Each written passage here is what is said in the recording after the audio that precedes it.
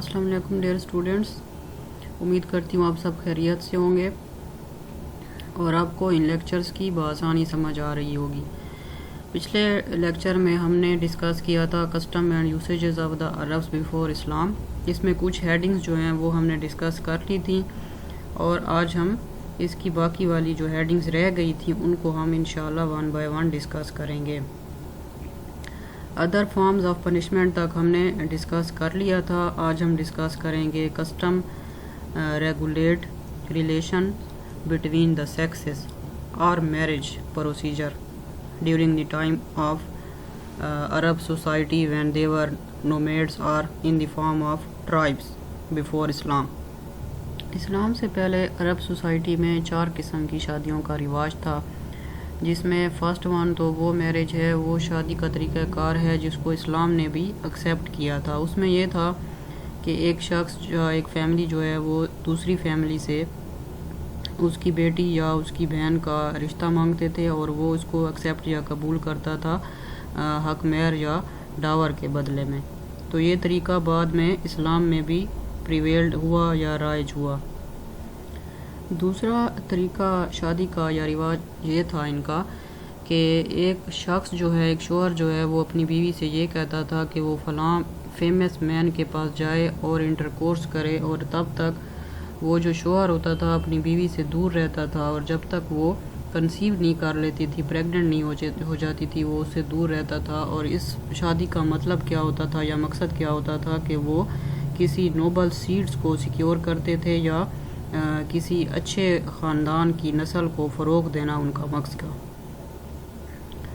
तीसरा तरीक़ा इनमें शादी का ये राइज था कि एक औरत के पास 10 से कम मर्द जाते थे फॉर सेक्सुअल कनेक्शन, और जब वो कंसीव कर लेती थी और एक बच्चे को जन्म देती थी तो वो इन मर्दों को बुलाती थी और इनमें से जिसको भी वो कहे कि ये बच्चा उससे बिलोंग करता है या उसका है, तो उस शख्स को ये मानना पड़ता था कि हाँ वाकई वो इसका बाप है, वो इससे इनकार नहीं कर सकता था।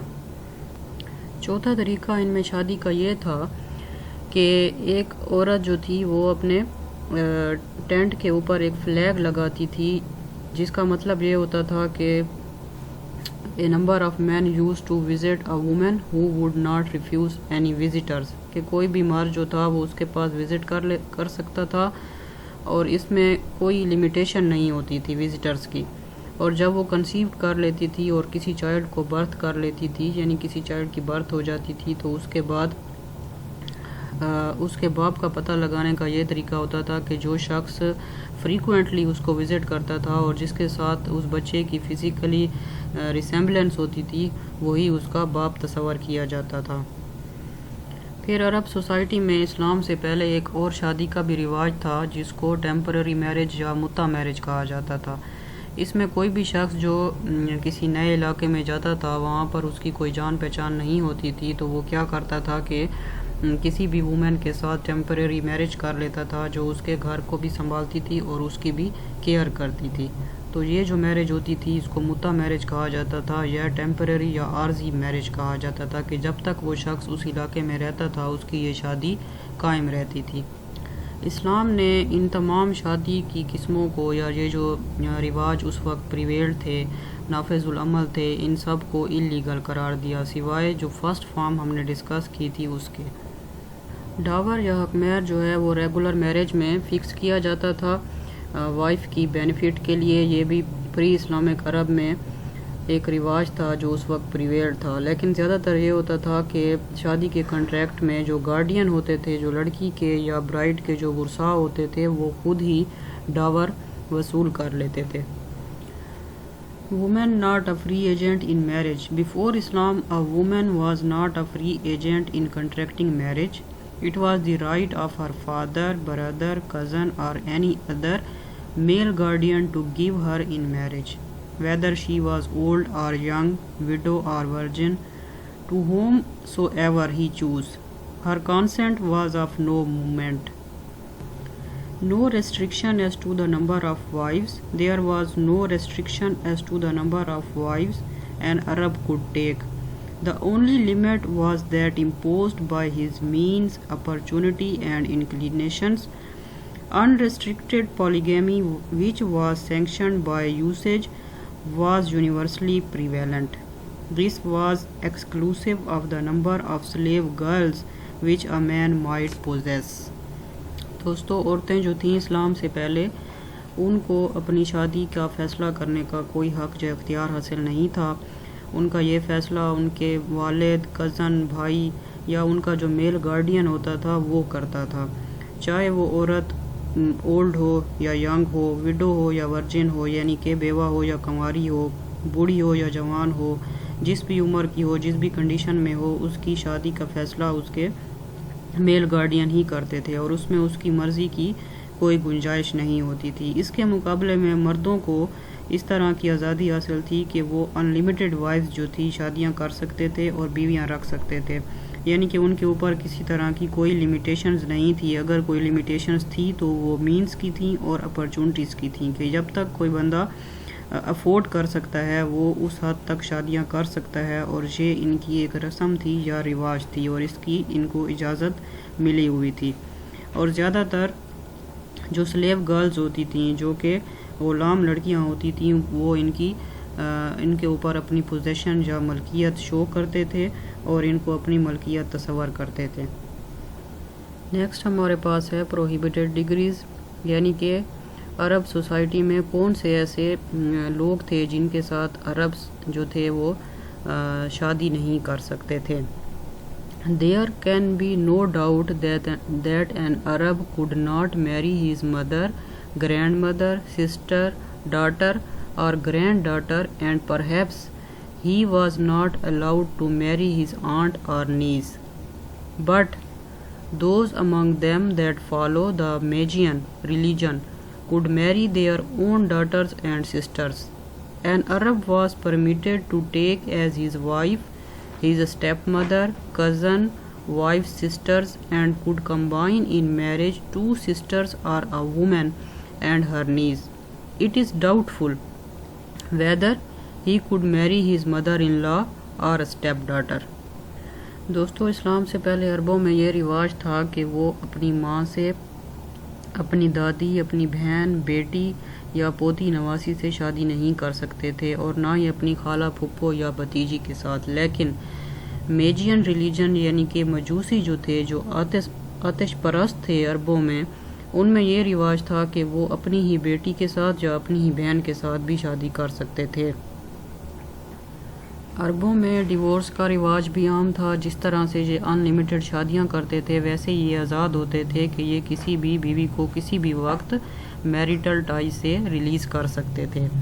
اور ان میں ڈیورس کی جو فارمز تھیں یا جو قسمیں وہاں پر رائج تھیں اس وقت، ان میں طلاق، خلا، زہار اور الا یہ بہت مشہور تھیں. طلاق میں یہ تھا، طلاق کا ورڈ جو تھا وہ زیادہ عام تھا. اس میں یہ چیز تھی کہ یہ شوہر کی مرضی ہوتی تھی کہ وہ اپنی بیویوں میں سے کسی بھی ایک بیوی کو جب فری کرتے تھے تو یہ ان کی مرضی ہوتی تھی کہ وہ کمپلیٹلی اس کو فری کر رہے ہیں تاکہ آئندہ وہ کسی اور کے ساتھ میرج کر سکے، یا اس کو ہاف طلاق بھی کہتے تھے. اس وقت پریویلڈ تھی کہ وہ بیوی کو اس کنڈیشن میں چھوڑ دیتے تھے کہ خود بھی اس کے ساتھ کسی قسم کا تعلق نہیں رکھتے تھے اور اس کو دوسری شادی کی بھی اجازت نہیں ہوتی تھی. ایک اور فارم ان میں رواج پکڑ چکی تھی یا رائج الوقت تھی، اس کو زہار یا الا کہا جاتا تھا. اس میں ایک شوہر جو ہے وہ قسم اٹھاتا تھا کہ وہ اپنی بیوی کے ساتھ کسی بھی قسم کا کوئی ریلیشن نہیں رکھے گا اور اس کی بیوی جو ہے وہ اس کو اس کی ماں کی طرح نظر آتی ہے. تو یہ بھی اس طرح کہنے سے یا اس طرح قسم اٹھانے سے ان کی طلاق ہو جاتی تھی یا ڈیورس ہو جاتی تھی.